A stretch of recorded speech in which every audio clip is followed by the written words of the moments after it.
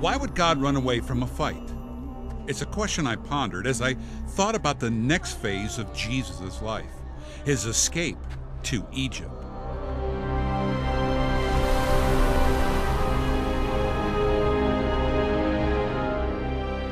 King Herod had just ordered the death of every newborn male child up to 2 years old in one of the most horrific infanicides ever. So what could a poor carpenter, his wife, and newborn child do? Go up against King Herod and his armies? And why would God send them to Egypt, of all places? If you think about it, Mary and Joseph were carrying the most powerful weapon in their arms. The newborn child was Jesus Christ, who spoke the world into existence and could speak Herod's armies out of existence. But at such an early age, Jesus could not speak. Jesus had not come into his own power yet. So all Joseph and Mary could do to save themselves from death was to run. An angel of God came to Joseph and told him to go to Egypt. Joseph complied, and that action saved the Savior of the world. In the first century, there were quite many Jews living in Egypt. By far, in Alexandria, that was one of the 3 biggest cities in the world and full of many from all countries and nations and religions, including huge group of Jews. At that time, Egypt was the most powerful empire in the world. It was a multicultural crossroads for trade, so the Jews felt quite comfortable there.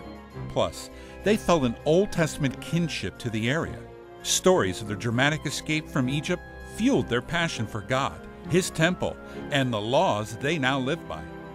I think the trip to Egypt set at a very early stage in his life that he would operate beyond the Jewish culture, that he would not just be the Messiah for the Jews only. Jesus had this tendency to cross borders and speak to the Samaritan woman, how he included people from Cana in his teaching, how he didn't turn away the woman from Cana who came with a prayer request. This is just one of those, you begin to stack all of these up in the picture of a Messiah for the world. I do think that God's course in taking him to Egypt, God's sovereign travel, so to speak, was preparing him for a much broader view of the world than if he had simply been raised in one small town in his home country. Jesus spent his early formative years in Egypt, possibly from the age of 2 to maybe 6 or 7. The Bible isn't really clear. It says in Matthew 2:19 that they stayed in Egypt until Herod's death around 4 BC. Jesus could have seen the most spectacular sight that Egypt has to offer, the pyramids. The pyramids signify the huge power of Egypt and how centralized it was. The pharaoh was considered to be a deity who would take all of his hundreds of thousands of people and put them into work to build something that would serve as a tomb for himself. So he was the only one who had connection with the deities, with the gods, and through him, all what the gods sent to humanity in their eyes came. No private person had an access to God, only Pharaoh. The Egyptians had monuments of death, and death was very much a preoccupation of the Egyptian culture. And so Jesus would have been thinking, look at these monuments, look at all of the effort and all of the riches it took to be buried.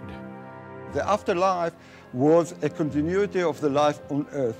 Whoever moved to the afterlife still needed something to dress, food to eat, games to play with, and so on. And we know that looking on the tomb of Tutankhamun with all the things he possessed in life, including his toys as a kid. So this was, the pyramids were sort of a storage unit for all of their things.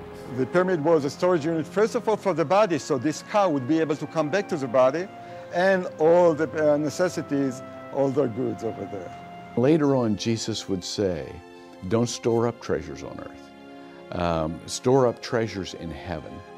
To know that you couldn't take any of that because rust sets in and moth, and so all of it was ultimately degraded, and that had to inform later on his understanding of what was really valuable, what you really could take into the next world.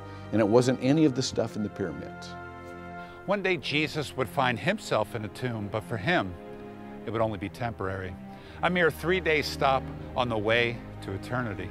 So in this land of dead pharaohs, all of whom are still dead, arrives Jesus, who would one day rise again from the dead. No tomb would be able to hold him.